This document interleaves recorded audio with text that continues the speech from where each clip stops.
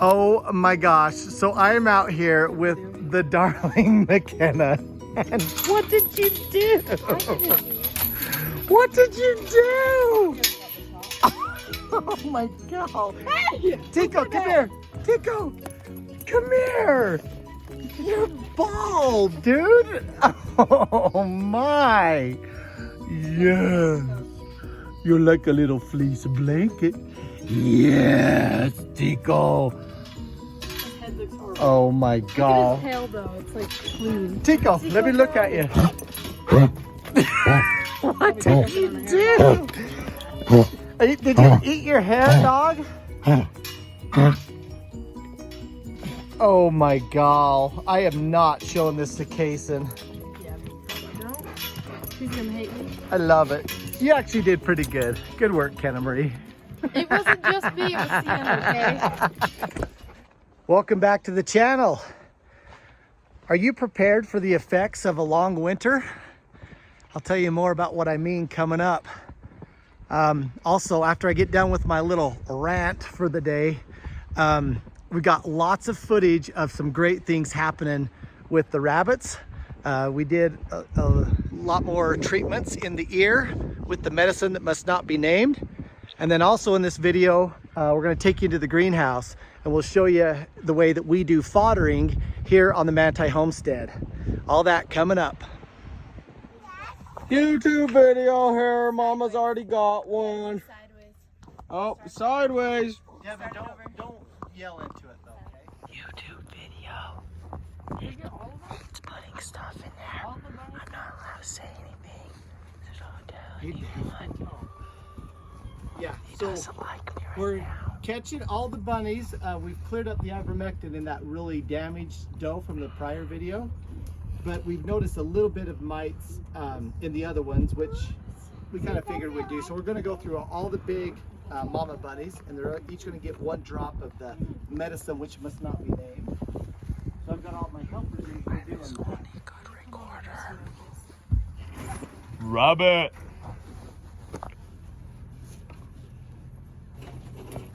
Say hello to YouTube. Hello. All right, thanks for coming back. We appreciate all the new faces, the new subscribers. Those of you who've taken a chance to push the thumbs up button and the subscribe, we really appreciate it.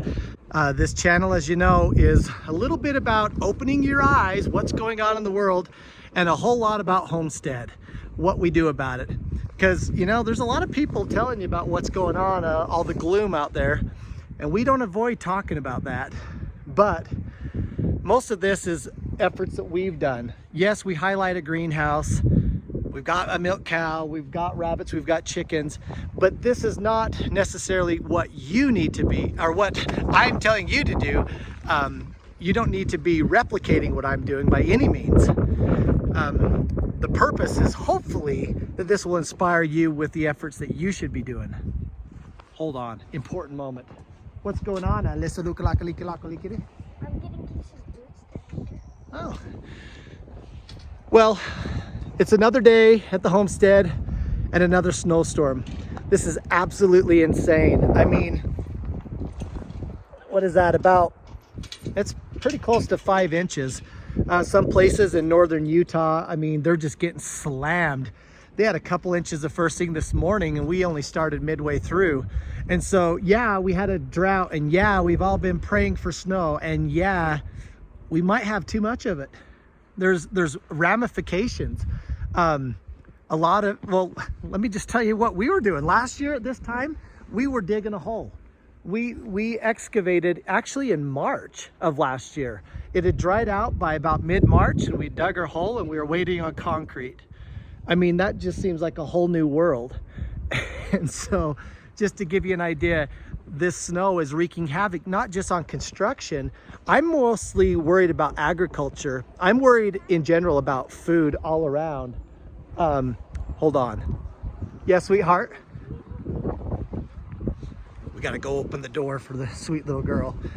To me, the big concern is food all around. Have you seen the headline? You know what? We're gonna break the rule, and I'm gonna go inside the greenhouse while we talk a little politics.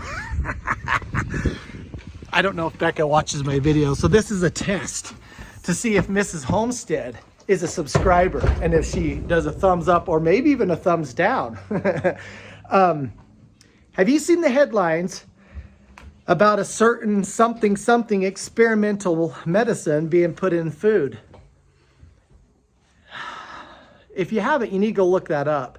I'm watching it closely. It really ticks me off because my whole contention over the last few years is the principle of informed consent.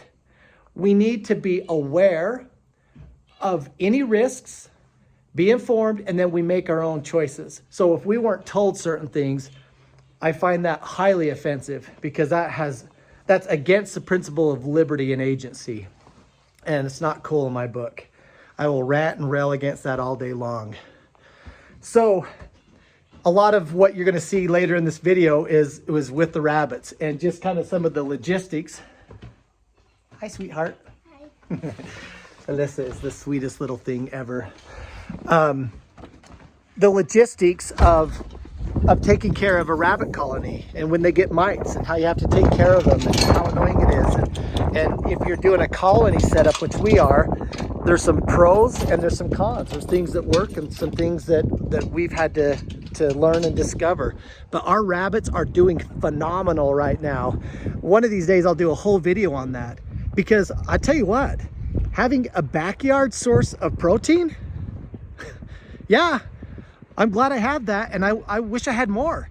I mean, we're just a little homestead. A lot of people have way better setups and they have herds of cattle. I don't. But those little meat rabbits, you know, we're not really necessarily harvesting them for meat right now. I'm just practicing. While things are still good, I'm trying to learn and make my mistakes now. So we've been doing it for a couple of years and I've learned a lot of things not to do. And I'm gonna share them with you in the rabbit video coming up. So if you have anything in particular you wanna learn about, let me know. What you doing, moo cow? Speaking of other, you know, again, the worry is food. Is there going to be enough and is it safe? Becca's been spending all day today learning how to make cheese. On Sunday, she made yogurt and it's cool. She's had some really cool successes and she's had some good failures. Maybe we can get her to make the milk and cheese video because now's a great time again to be learning, so that if the time comes where there's necessity involved, that there's just not so much pressure on getting it absolutely right. Because you know what? We're humans.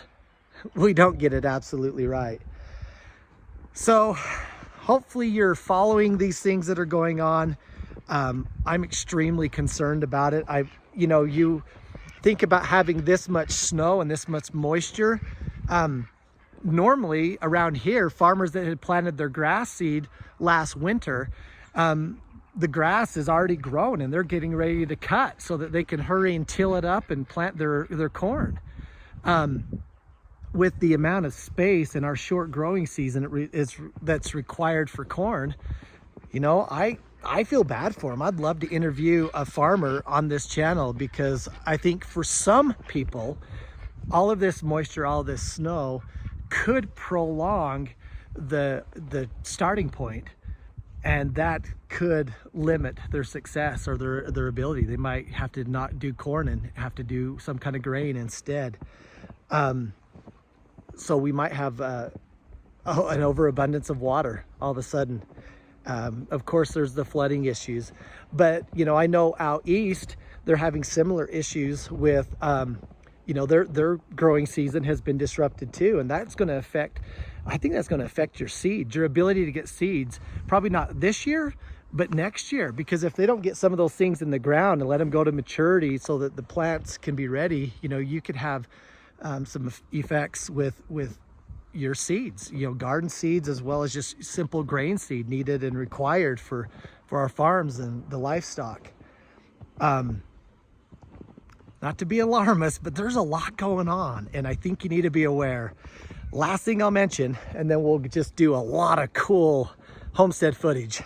Last thing that I'll mention is over the weekend, it was like World War oil. My gosh, I mean, I think you've seen the headlines. Having OPEC do a coordinated dump and decreasing of oil production is a big deal. What was it, 1.6 million barrels per day less? Guys, the last time OPEC played this way, gas prices went way up, and that wreaks havoc on everything, especially food. Remember, I mean, the start of the egg crisis was oil, and then later it became all the issues with the poults and with the avian flu, but at first it was oil. Everything in the store touches petroleum. Everything. Every single thing was delivered. It was manufactured. The factories were run by somehow or another, oil and gasoline, it affects it all. So if that goes up a little bit, I mean, it just raises inflation across the board. And the bad thing is last time we had a petroleum reserve, and it was right before the elections, and we drained the petroleum reserve, and then right after the elections happened, you know, we were going to fill it up, right? Except we didn't. So last I had heard is that the petroleum reserve, our national security, is what it's supposed to be for, not for politics. Last I had heard is it's been depleted 50%. So when things get bad with inflated prices like it did last time OPEC played this game, they decreased production, prices went up, we all freaked out, gasoline was in the $5 range, and we're all like, what, this is horrible. And we got mad at the politicians and they brought it down for political reasons. Well, this time they're not going to be able to. You're just going to be stuck with the high prices. Are you ready for it? So my theory is that homestead living can offset some of the cost, yes, but more than that is it can give you peace of mind. If you like this video, please share it with your friends. I want to just inspire people to get their flipping heads out of the sand and be aware of these things. I know it's scary. Okay, it's scary. Take a deep, cold breath and get your butt to work. That's the message. All right, let's go to the homestead. All right, this is day 2 of Becca's fodder experiment. So pretty much we've only soaked them and then been watering them morning and night. Is that right? Yeah. And I know there's a bunch of nerdy fodder stuff, but you know what? This is the way that we do it. We're going to really see how well it does in a, you know, pretty decently controlled environment. I mean, because it's still warm at night in the greenhouse. This is in the shade, so not in direct sunlight, which I think is actually going to be good for them. So by the time we show you this video, we'll be able to show you the rest of the story. One left. Get it, Dad! Get it! Come here. And look at all the cute babies. So there's, I think, 3 different Litters, different ages of babies. Come on, oh, don't you? Okay. I do need you to do that. Yeah, sorry, I was trying to not set that on any babies. So this is actually the one that we meant to sell to the meat truck. And we put it over there with that one. And it keeps escaping back over here. Should we check its gender real quick while we got it? Yes. You can still video, can I? Come on, let me get you good. We'll teach him how to check gender. You take it in the house now. Thank you so much for your help. Well, with it being this old, it's pretty easy, right? That's a girl. This old, you would be able to see quite easy. So that's good. We want to keep her as a little replacement doe, I think. And some of these other ones that... Yeah, hopefully she'll be a better mama than that one was. Project done. I don't know if you learned anything from that. We're not organized enough to get all the kids out here working and videoing, so. Okay, Nate, tell us what you're doing. Okay, this is funny because I've never watered her fodder, but again, I'm just here for the photo op. So this is day 4 of the fodder, and the next few days, it just really starts taking off. Look at all the roots and all the green that's coming up. I think these might be a little thick. I know. But it's okay, it's our first time. So Becca's just been watering them in the morning and night. We realized that we have the sun coming in, direct sun from this window, so we're gonna fix that for the second round of fodder. Or maybe it doesn't matter. Or maybe it doesn't matter, we'll see, because is it only hitting these? I don't know. We're just experimenting, we're like mad scientists. We're not afraid to fail. Good thing the greenhouse worked out, or that would have been a big fail. If the fodder fails, no big deal. If the greenhouse would have failed, I would have been living over in the trailer park. Yep. Okay, I forgot to give an update on the fodder. Some pretty big changes in just a couple of days. So it probably should be further along than this. There's a couple things that we did wrong. So I think we're day 6. And it's still not bad. We put it in too thick. I wasn't here when Becca did this. I have a couple ideas, but this is our first run. This will probably have to be soaking a few days longer because we only water it twice a day. We don't have it set up on an automatic timer or anything. But anyway, day 6 of the fodder. We're starting to get to where it's just like more than doubling every day. So tomorrow, the end of another warm day, should be exciting. We shall see. Okay, we're back with the rabbit. So she was the last one that needed the medicine that must not be named. Just to clear up further the mite problem in our colony. The colony system is really good. I don't think the mites are fully because of the colony system, but I'm sure it doesn't help. Anyway, so she has been living on her own mainly because she's an aggressive, we didn't know her gender, but she was just wreaking havoc. So we just threw her over here and kind of forgot about her. We have been feeding and watering her. Didn't forget. So we just did a little gender reveal of her. Done this too long. She is a doe for sure. And so what we're going to do is we're trying to determine, we've got one bad mom, and oh my, one of the negatives about being in a colony and all the people that raise rabbits seriously up in cages will tell you, well, you don't know who's the bad mom. Well, we do have that problem. We've got a bad mom over on this side. So we're going to use this separate pen that she's been in as a place to determine, you know, who the good moms are. Sorry, are you going to leave her over there and bring the buck to her? No, I'm bringing her to the buck. Oh, to that buck. Yeah, Okay. so we're going to breed her with this spare buck. This should go very quick.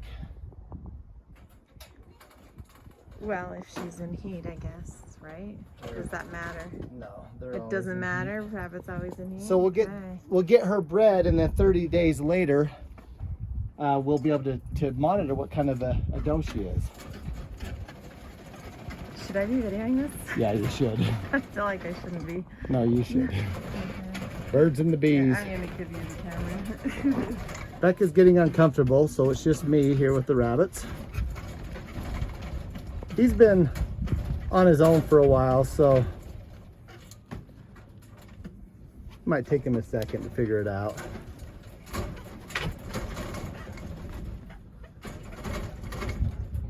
So it's pretty obvious when it happens because he'll just roll over like he's paralyzed and just thump off to the side.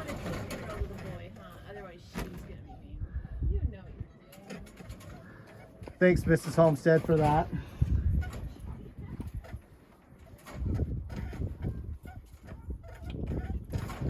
So she's not really too excited about this, otherwise she would be a little bit more willing. So I might have to turn the camera off and let you know that everything went well.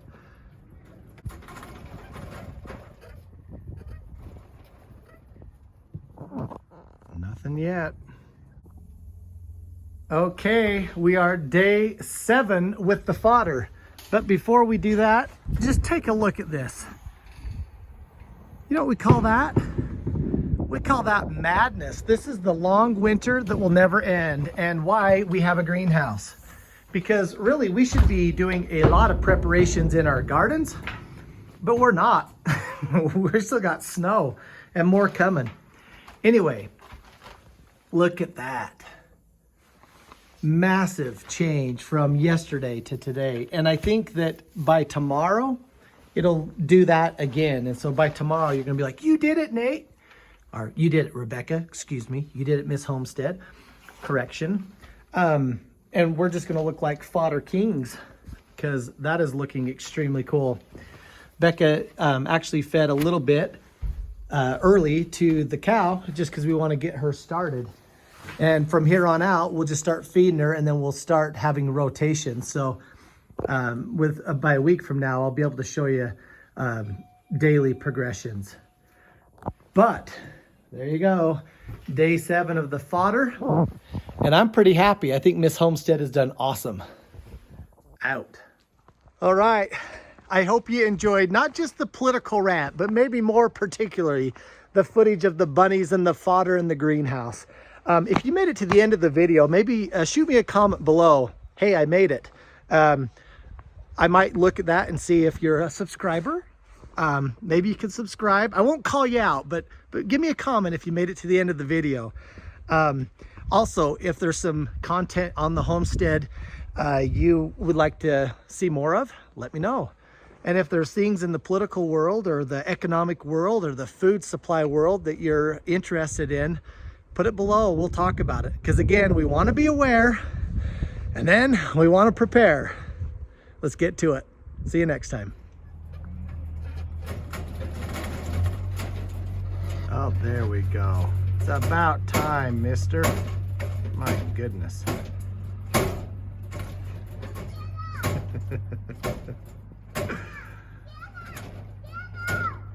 This is not an invasion of privacy. This is a homestead.